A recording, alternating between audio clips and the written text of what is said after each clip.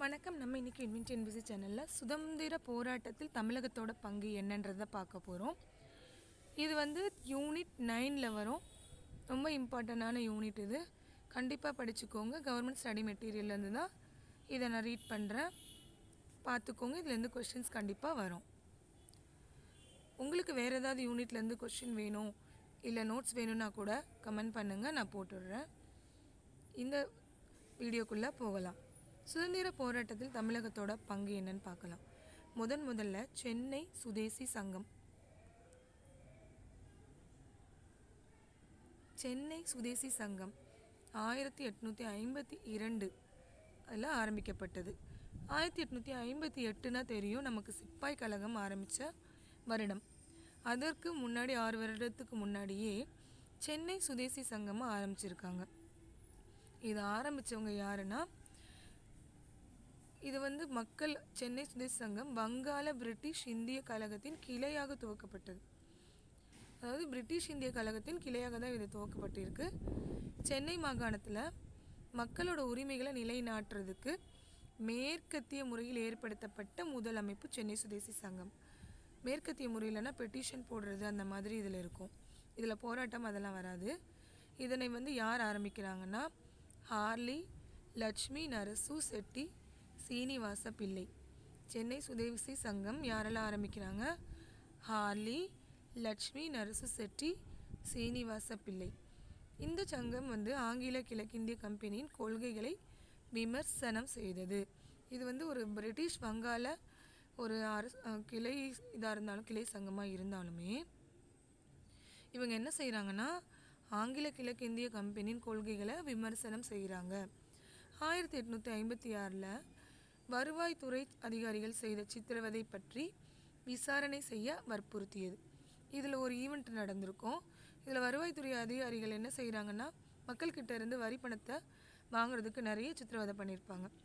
இதை பற்றி விசாரணை செய்யுங்கன்னு சொல்லி சென்னை சுதேசி சங்கம் 1856 வற்புறுத்தியிருக்காங்க.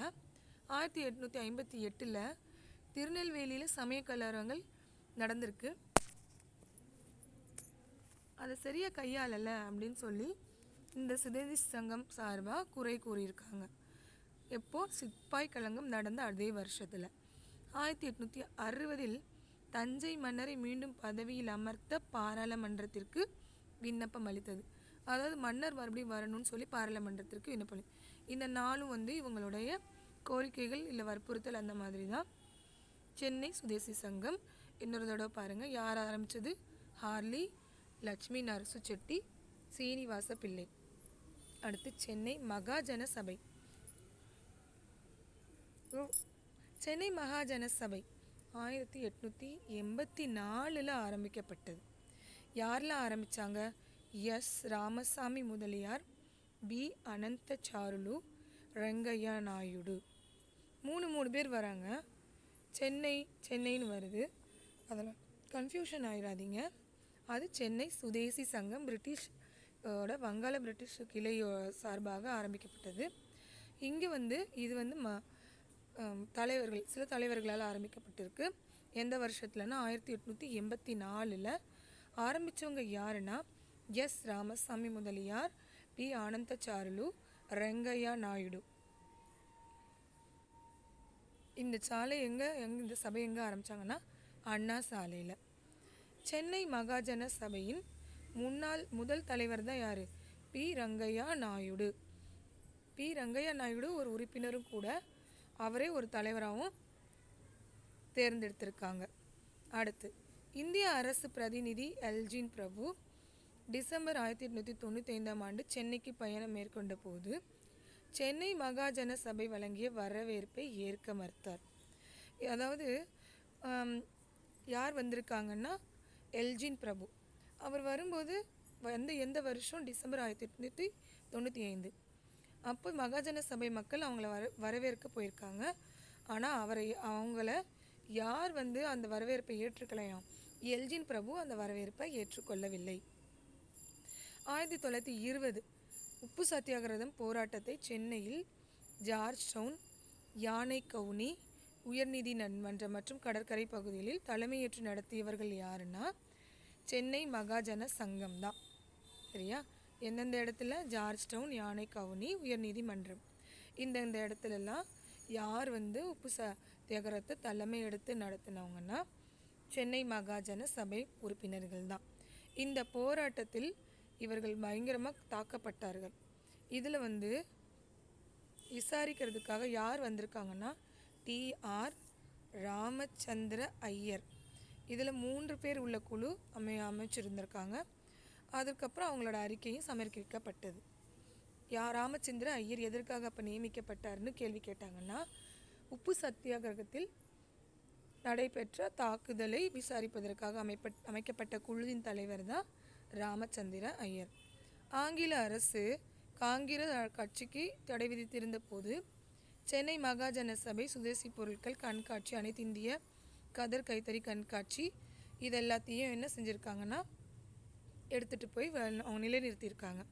ஏன்னா காங்கிரஸை பேன் பண்ணியிருக்காங்க. காங்கிரஸை என்ன சொல்கிறது, கொஞ்ச நாளைக்கு அவங்கள லாக் பண்ண மாதிரி பண்ணியிருப்பாங்க. அவங்க எந்த செயலும் செய்யக்கூடாதுன்னு சொல்லியிருக்காங்க. அப்போ அவங்க ஏற்று நடத்தின கதர் சுதேசி இயக்கம் இது எல்லாத்தையும் ஏற்று நடத்தினவங்க யாருன்னா சென்னை மகாஜன சபை. மறுபடியும் சொல்கிறேன், 1884 இந்த சபையை உருவாக்கியிருக்காங்க. தேசத்தந்தை மகாத்மா காந்தி 1896 அக்டோபர் 24 சென்னை மகாஜன சபைக்கு உரையாற்றியிருக்காரு. அப்படின்னா பார்த்துக்கோங்க இந்த சபை எவ்வளோ முக்கியமான சபையாக இருந்திருக்கும். இந்த சபையின் பொன்விழா கொண்டாட்டத்தில் ஜவஹர்லால் நேரு கலந்து கொண்டார். அப்போ எந்த சபையோட பொன்விழா கொண்டாட்டத்தில் ஜவஹர்லால் நேரு கலந்து கொண்டார்னா சென்னை மகாஜன சபை. யாரெல்லாம் ஆரம்பித்தாங்க? ஆனந்தச்சாருலு, ரெங்கையா நாயுடு, ராமசாமி முதலியார்,